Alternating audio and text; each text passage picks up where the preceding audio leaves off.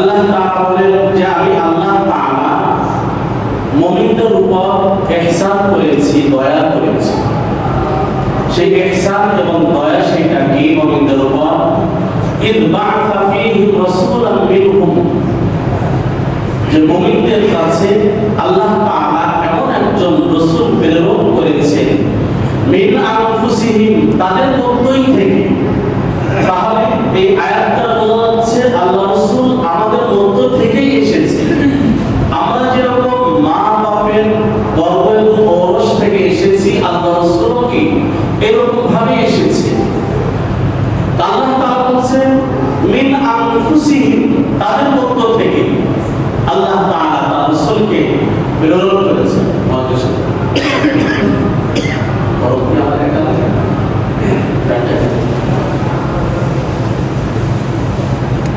তাহলে আল্লাহ তাআলা মুমিনদের উপর দয়া করেছেন, ইহসান করেছেন। কি করে? যে তাদের মধ্য থেকে, তাদের ভিতরেই একজন নবীকে প্রেরণ করেছেন। এই নবীর কাজ কি? নবীর কাজ হচ্ছে ইয়াতলু আলাইহিম আয়াতিহি। নবীর এক নম্বর কাজ যে আল্লাহর আয়াতসমূহ উম্মতের মাঝে তেলাওয়াত করা।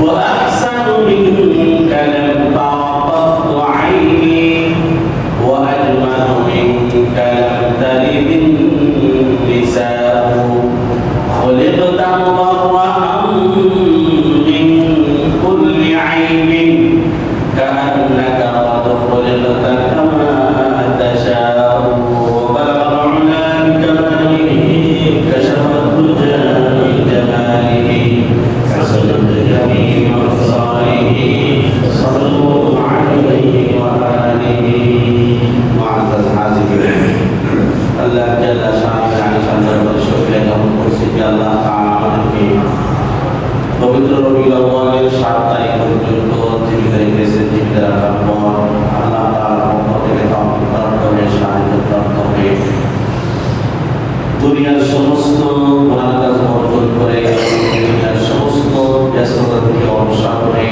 আল্লাহ তাআলা মাহমুদ স্থান পেয়েছে। আল্লাহ তাআলা আসার বসার আমাকে সর্বপ্রথম নিজের আমলকে, নিজের ইসলামকে, কোরআন সুন্নাহ থেকে কথা বলার এবং আমাদের প্রত্যেককে তা আমলের নির্দেশনায় এবং সর্বশ্রেষ্ঠ ইবাদত ইমানদারের প্রতি নামাজ আমাদের অপেক্ষা করার তৌফিক দান করতে যাচ্ছেন। সেই জন্য আল্লাহ তাআলার আগে সাথে দরবারে শুকরিয়া আদায় করি। আলহামদুলিল্লাহ।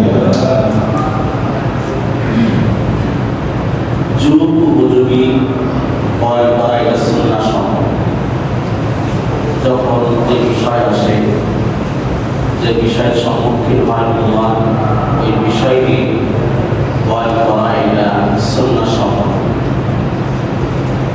আল্লাহ রাসূল সাল্লাল্লাহু আলাইহি ওয়াসাল্লামকে আল্লাহ তাআলা কেন পাঠিয়েছেন ততদিন বলেছিলাম।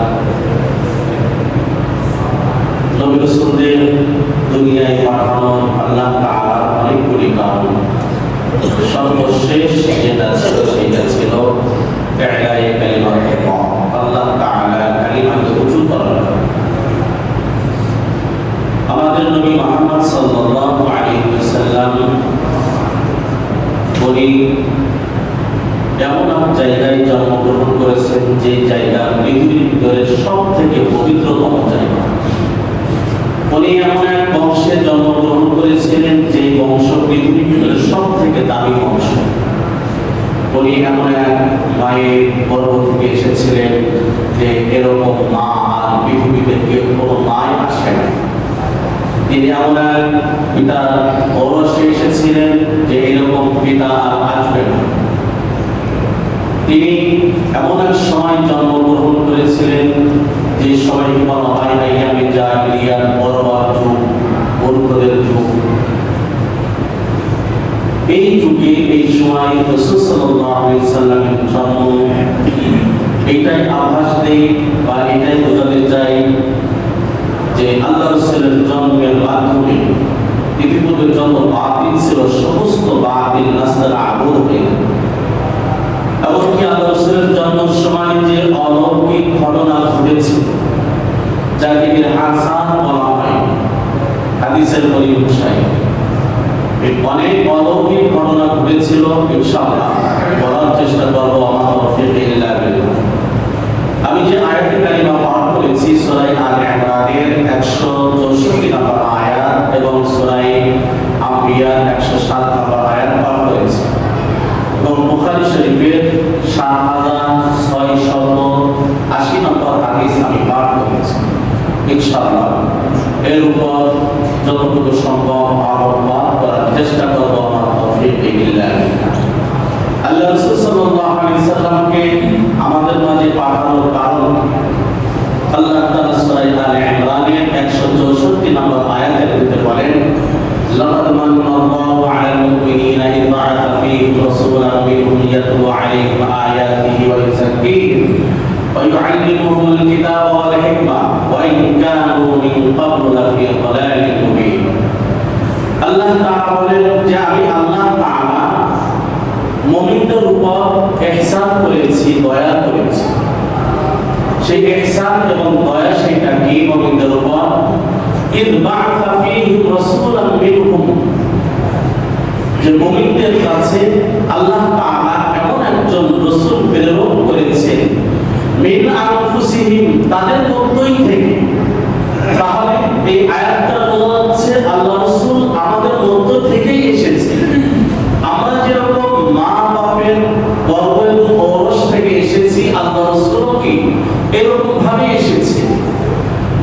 আল্লাহ তাআলা বলেন মিন আনফুসিহিম, তাদের মধ্য থেকে আল্লাহ তাআলা তার রাসূলকে প্রেরণ করেছেন।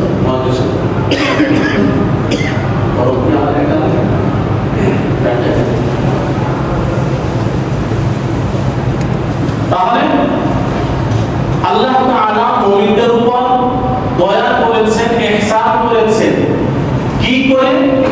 যে তাদের মধ্য থেকে তাদের ভিতরেই একজন নবীকে প্রেরণ করেছেন। এই নবীর কাজ কি? নবীর কাজ হচ্ছে ইয়াতলু আলাইহিম আয়াতিহি। নবীর এক নম্বর কাজ যে আল্লাহর আয়াতসমূহ উম্মতের মাঝে তেলাওয়াত করা। এক নম্বর কাজ কি? নবীর এক নম্বর কাজ কি? আল্লাহর আয়াতসমূহ তার উম্মতের মাঝে কি করে শোনানো? তেলাওয়াত করে শোনানো। দুই নম্বর কাজ ওয়ায়ুযাক্কিহিম, এবং উম্মতকে পরিশুদ্ধ করা। উম্মতকে পরিশুদ্ধ করবে, তার আত্মাকে শুদ্ধ করবে।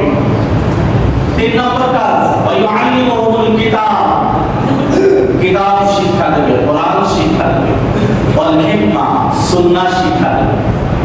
আল্লাহ তাআলা তারপর বলেন ওয়া ইন কানু মিন ক্বাবলু লাফী দালালিন মুবিন। ইতিপূর্বে এই সমস্ত নবীরা সুস্পষ্ট পথভ্রষ্টতার ভিতরে ছিল, গুমরাহির ভিতরে ছিল। এই গুমরাহি থেকে বাঁচানোর জন্যই আল্লাহ তাআলা তার হাবিবকে এই উম্মতের মাঝে প্রেরণ করেছে, গুমরাহি থেকে বাঁচানোর জন্য। আরেকটা আয়াতে পাঠ করেছি যে আল্লাহ তাআলা বলেন ওয়া মা আরসালনাকা ইল্লা রাহমাতাল লিল আলামিন, যে হে রাসূল আমি আপনাকে প্রেরণ করেছি বিশ্ববাসীর জন্য রহমত স্বরূপ। কি স্বরূপ? রহমত স্বরূপ। বিশ্ববাসীর জন্য, শুধু মানুষের জন্য না, শুধু মুমিনের জন্য না, শুধু জিন ইনসানের জন্য না, পৃথিবীর ভিতরে যা কিছু আছে আমরা যা দেখি এবং যা দেখি না, সব কিছুর জন্য আল্লাহ তাআলা তার হাবিবকে রহমত হিসাবে প্রেরণ করেছে। তাহলে শুধু মুমিনদের জন্য রহমত না,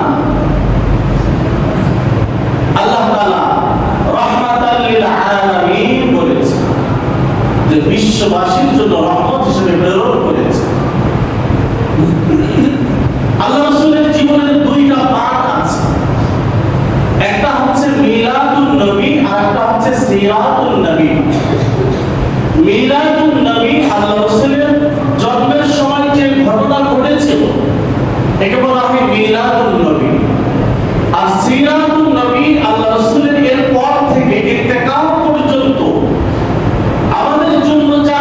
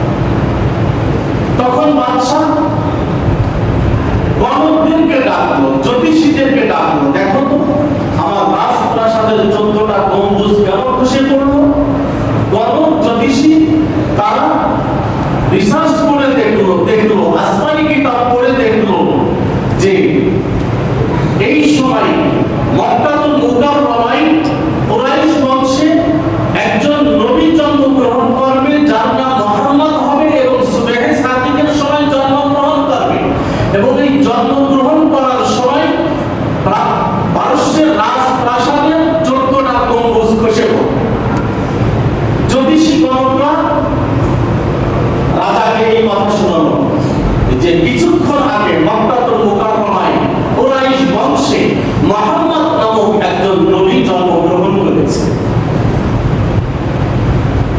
হাজার বছরের অগ্নিশিখা যেটা হাজার হাজার বছর ধরে জ্বলে আসছিল, আল্লাহ রাসূলের জন্মগ্রহণ করার সাথে সাথে ওইটা নিভে গেল।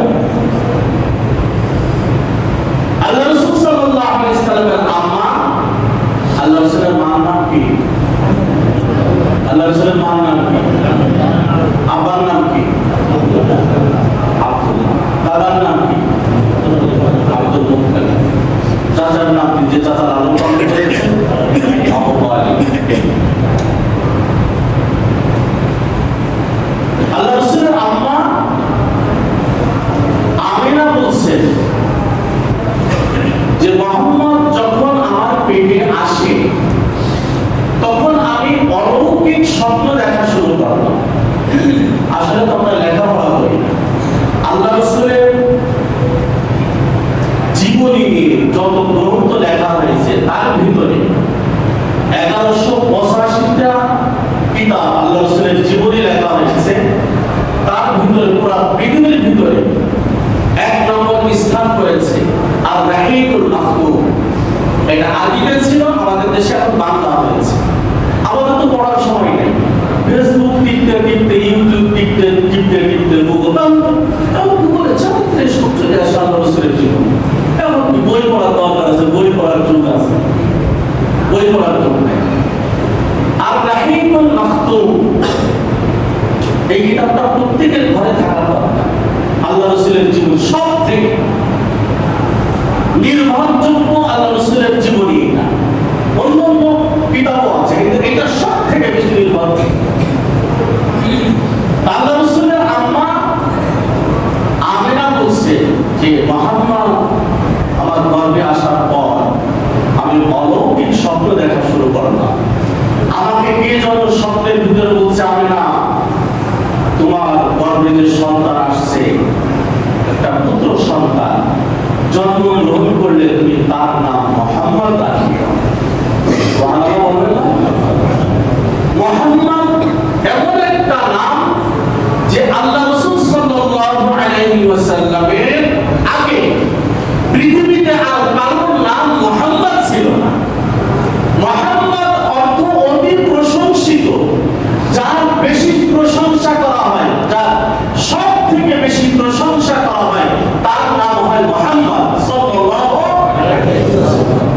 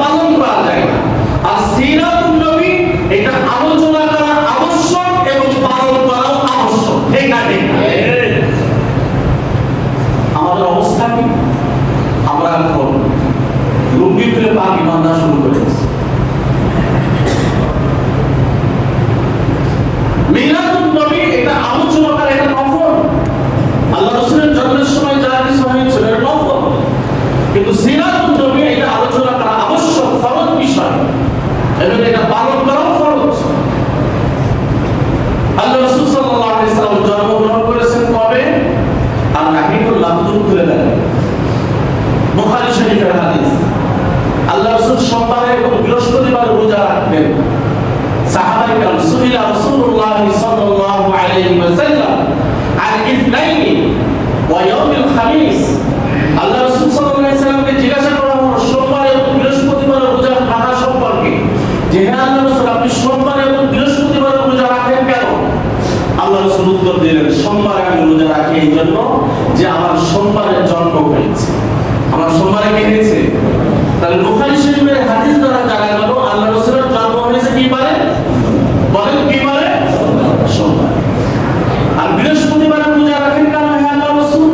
আমি বৃহস্পতিবারে রোজা রাখি, বৃহস্পতিবারে মুমিন বান্দাকে আমল আল্লাহ তাআলার দরবারে উঠানো হয়। তা আমি আশা করি আমার নেক আমল আল্লাহ তাআলার দরবারে উঠানো হবে, যেন আমি রোজা রাখা অবস্থায় আমার নেক আমল আল্লাহ তাআলার দরবারে। তাহলে আল্লাহ রাসূল জন্মগ্রহণ করেছেন কি বারে? বলেন কি বারে? সোমবার। বুখারী শরীফ সহ সমস্ত হাদিসে কিতাবে আছে যে আল্লাহ রাসূল সোমবারে জন্মগ্রহণ করেছে। এই সোমবারকে ঠিক রাখতে যে আল্লামা সফিউর রহমান মুবারকপুরী রাহমাতুল্লাহ আলাইহি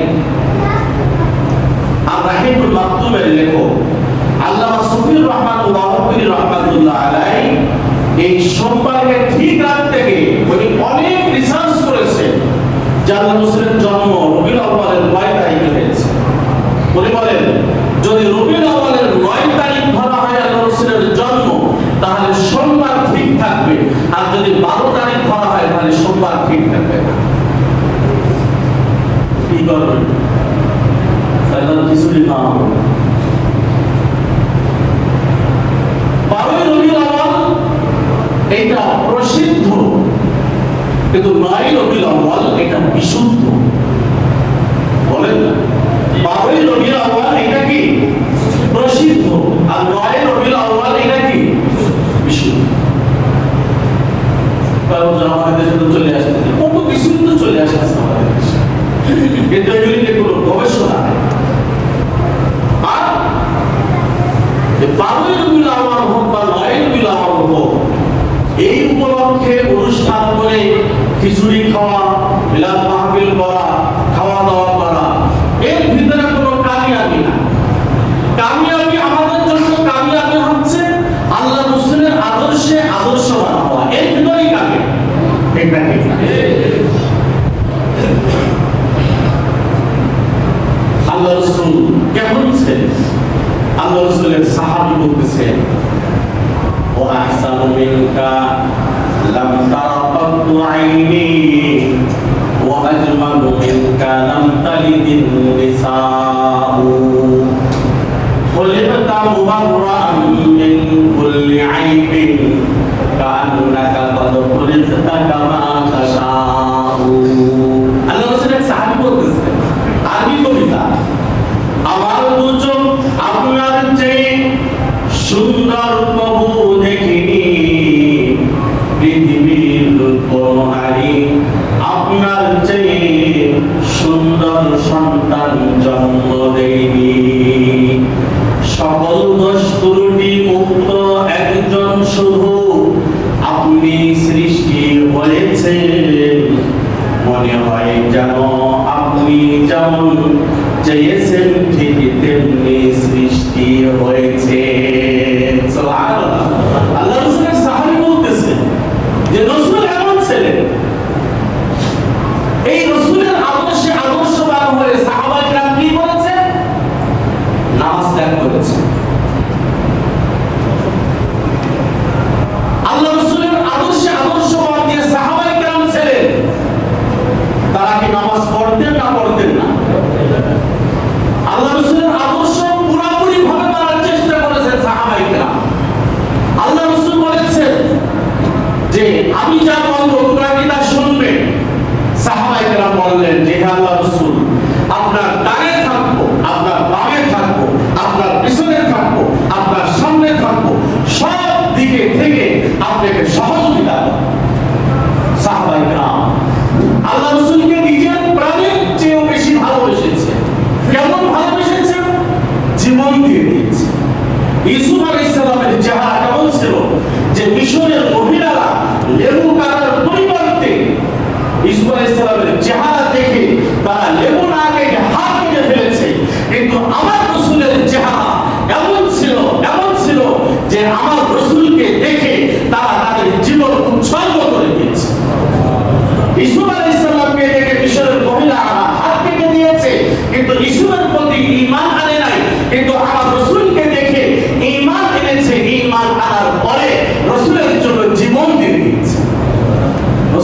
চেহারা এমন ছিল